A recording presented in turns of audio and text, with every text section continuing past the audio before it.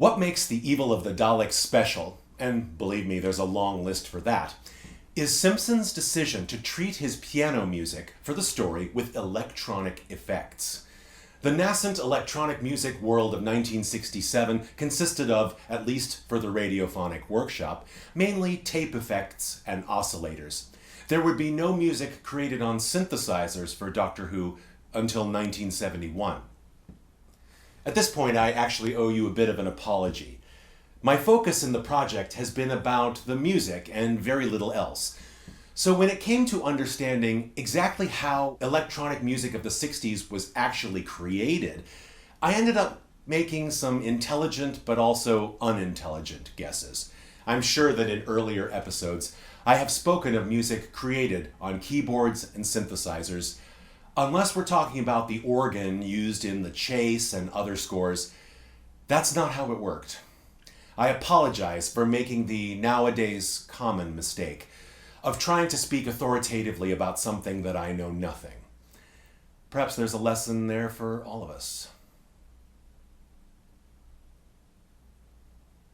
Anyway, Simpson's piano pieces have two added elements. One, a single note electronic tone held throughout, made by an oscillator and using a different pitch for each cue where it's used. Second, an effect creating a piano vibrato, not physically possible on the acoustic instrument. To my mind, sounding very much like the vibrato used for early synthesizer pieces like the Master's theme. Actually, I believe there is a third element. At least one of the cues sounds like there is a bowed bass supporting long notes. Last episode, I overlooked listing the bass as part of the litany of instruments used in the Simpsons score. There are 9 unique piano cues heard in The Evil of the Daleks. 10 if you count the strange and wonderful vamp under Maxtible mesmerizing the housemaid Molly Dawson in episode 5. Only 2 of those 9 are heard more than once. Because of the echoey effects Simpson added, transcribing the music wasn't always a straightforward process. The echoes sometimes created ghost notes that sounded like they were part of a chord, but might have actually been from a previous sound that was still echoing. I had to double and triple check my work.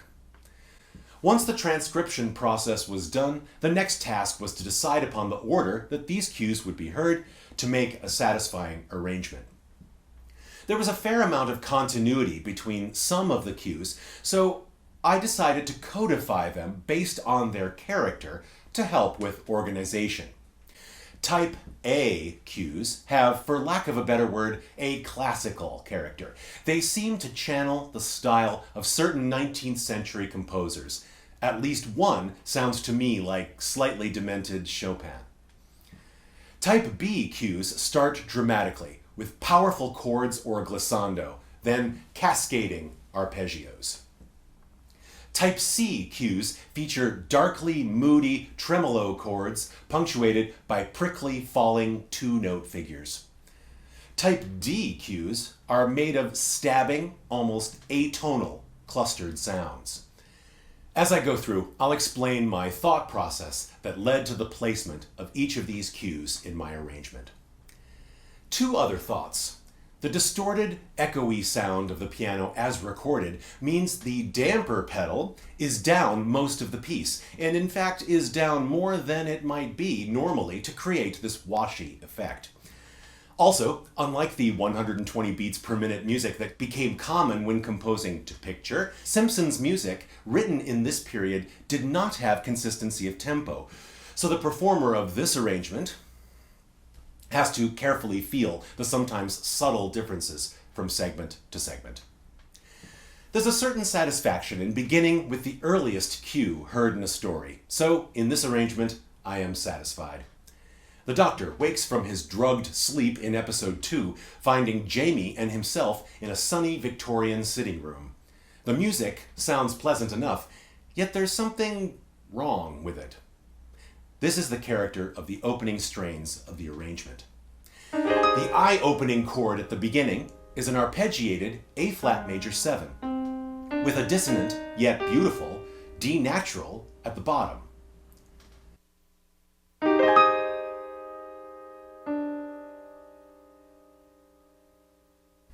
As the chord decays, the oscillator tone E flat rises to prominence, so I tried to reflect its insistent vibrato. The A flatness of this romantic melody is beautifully subverted by the bass notes in the left hand's Chopinesque accompaniment. D and G rather than a proper E flat, A flat. In fact, a broken up version of the opening chord. The first falling melodic phrase ends on a melancholy E natural, the major seventh above F diminished 7. As the melody restarts with a trilled E natural, I reassert the oscillator E flat omnipresent in the original recording and hold over this independent note into the new harmony of the next measure. The final two measures have a whole tone harmonic character, but the left hand's D augmented 7 is this time subverted by the right hand's D flat minor melody. To me, this is an incredible measure because it sounds strangely gorgeous, but on paper should be dreadful. The whole tone wash is carried over by the damper pedal into the next measure. As the bass settles on a low C, the oscillator E flat once again asserts underneath the concluding G flat octaves. Throughout these measures, Simpson plays in an expressively rubato style. Particular notes are stressed by allowing the rhythm to stretch and linger over those notes.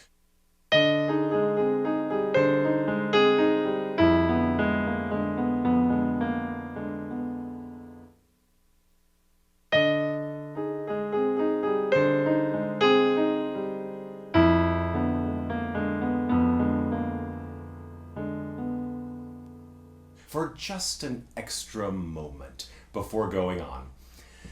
Trying to maintain the continuity of chronology, the next piano music heard in the story is the next we hear in the arrangement.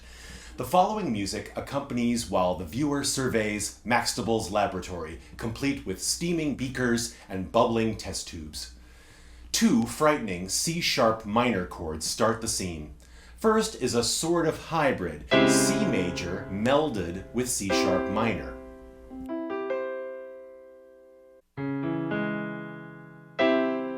Followed by a slight resolution to C-sharp minor major 9, by now recognizable as a favorite Simpson harmony.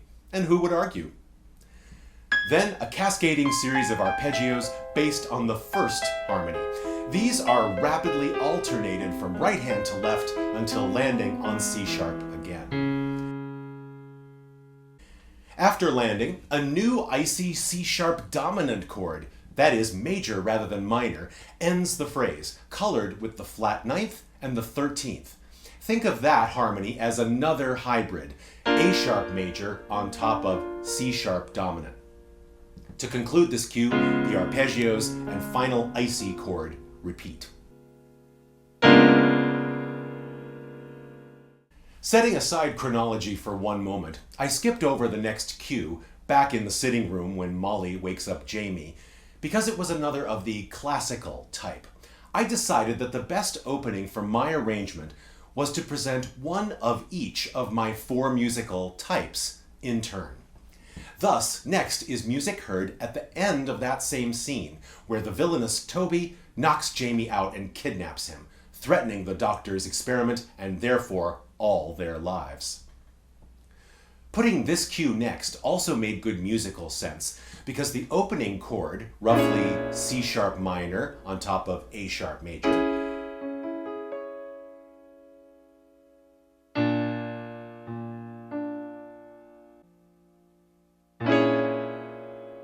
has a strong similarity to the previous icy chord. That's because both of them are made from the same, yes, you guessed, octatonic scale, that fascinating scale that colors music in The Chase and The Celestial Toymaker. From there, we get the first of some of the most recognizable motives in the score, triplet tremolo chords. In this case, the tritone-related sounds of A-sharp major and E major. These tremolos are always followed by a prickly falling 2-note figure in various registers. To get the timbre of these prickles right, I play each of them with a stiff second finger. Not normally right technique, but it gets the right sound. It's in these tremolo segments where it sounds to me like the piano is joined by a bowed bass, here insinuating its lowest note, E natural. After 2 measures of this, the harmony changes to a straightforward B flat major chord, respelled for simplicity. The bass continues its low E, and in fact, although it's barely discernible, sounds like it's trilling between E and F for the first beat. Therefore, so am I. For these 4 measures, each tremolo continues to be answered by a prickle. Concluding this segment is an arpeggiated version of the same harmony, with the right hand adding the major 7th to thicken up the moodiness. From here, we get even moodier. Next up, chronologically, is the first of the atonal segments from the opening of episode 3. Discovering Jamie gone and Molly knocked out, Waterfield fears for their lives, but the doctor has found a clue. Beginning with an oscillator tone B flat, the right hand's sounds are made of similar hand shapes, cluster notes between the thumb and second finger, and a higher note, often a 5th away. There's certainly little attempt at tonality in these sounds. Below, the left hand beats a drum of stacked perfect 5ths on E, alternating rhythmically but unrelated to the right hand's jarring noise.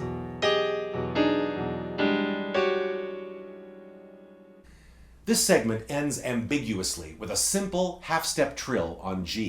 This bit sounds to me like the recording was chopped up to fit this short scene. Oh well. At this point, the arrangement has had 1 segment of each type. I was pretty sure I knew with what music I wanted to end, so it was just a question of distributing the rest satisfactorily. It quickly became clear that to follow the first atonal segment with the next one made great musical sense, because it made clear the relationship between the two and almost seemed like the second was the consequence of the first. This second atonal cue comes at the end of the scene where Maxtible demonstrates the strength of his Turkish servant, Kemal. As they leave the room, a Dalek emerges from its covert observation and regards the thick metal bar that Kemal has bent with his bare hands. It begins the same as the first, thickened with an added left-hand chord. It quickly resumes the character of the first at a slightly faster tempo, but resolves with an important difference. The right hand's final chord is actually an inversion of the final cluster from the first segment, and this chord turns out to be more tonal, even jazzy, E minor 6-9. But Simpson isn't done there. He stacks on top a far-out extension of the harmony, almost as if the top note, F sharp, became the root of some new chord. I guess that makes F sharp major 7 on top of E minor. Again, because these notes make sense on their own, the ear can accept this dissonance. Here, alas, chronology must finally give way to musical necessity. The next cues from episode 3 are the ones I decided should end the piece, so connecting to that music is the job of the remaining 2 segments. At last, the skipped-over cue from episode 2 arrives, and Jamie wakes up. Suddenly tonal again, this music connects nicely with the previous dark sounds because of the shared E natural in the bass. This particular E natural is another oscillator tone. Immediately brightening the mood, this simple theme is structured in a comfortably pianistic way. Melody and root on the outside, outlined harmony and rhythmic impetus inside. The harmony doesn't take long to darken, though, from G major through C minor to E flat minor 6 by the end, but all further darkened by the constant hum of the increasingly foreign E natural. Continuing in the classical vein, the final new piano cue of the story is the only one from episode 4, at the outset of the scene where Jamie and Kemal, having not only fought to a draw but saved each other's lives, decide to join forces.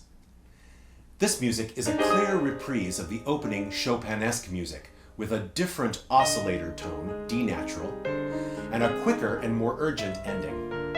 The G minor harmony that concludes this segment starts with minor 7 beneath a 13th in the melody. The final dramatic rolled chord is yet another hybrid, F sharp major above G minor.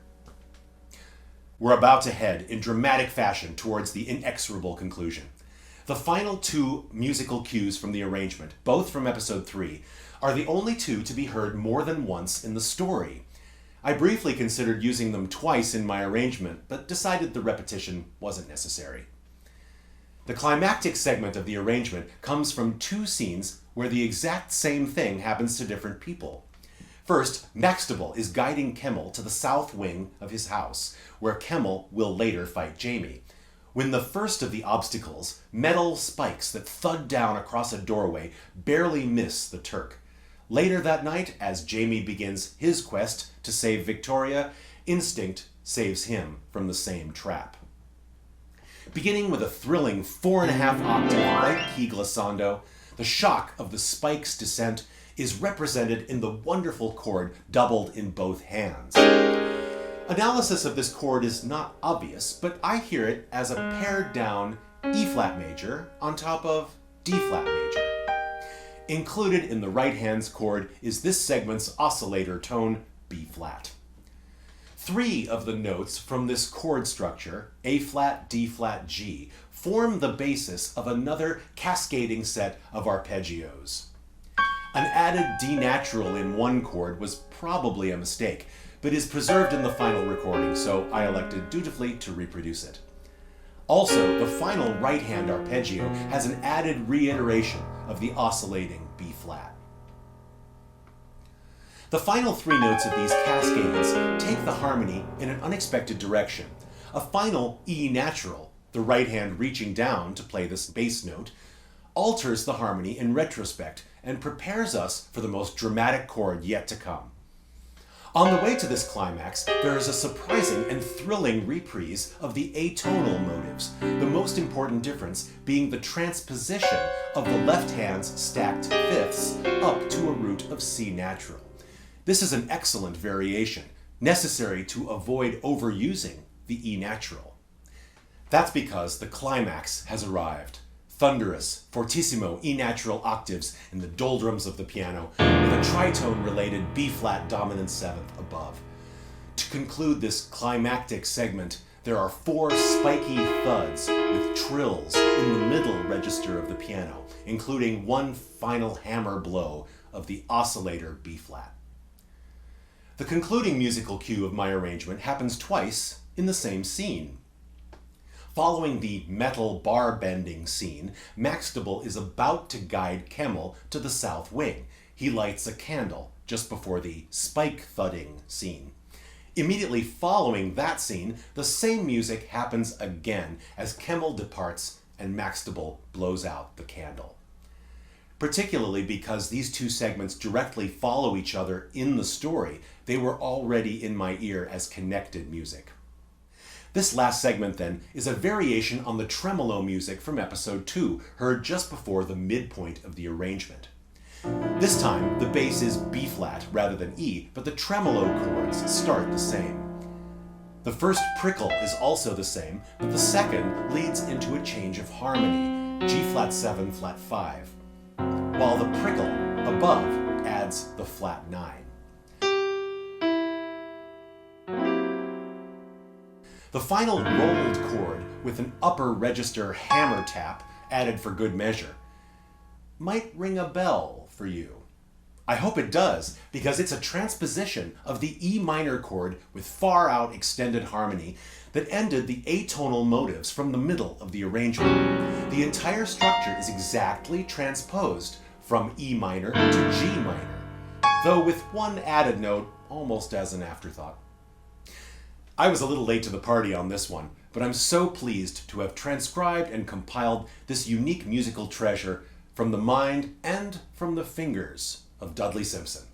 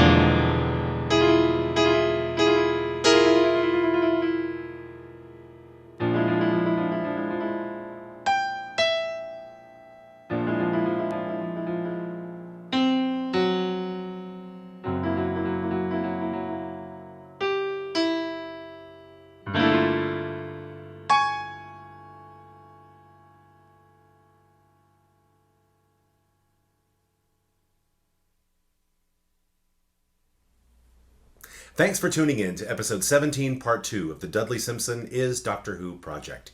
Subscribe, like, share, and comment. See you next time.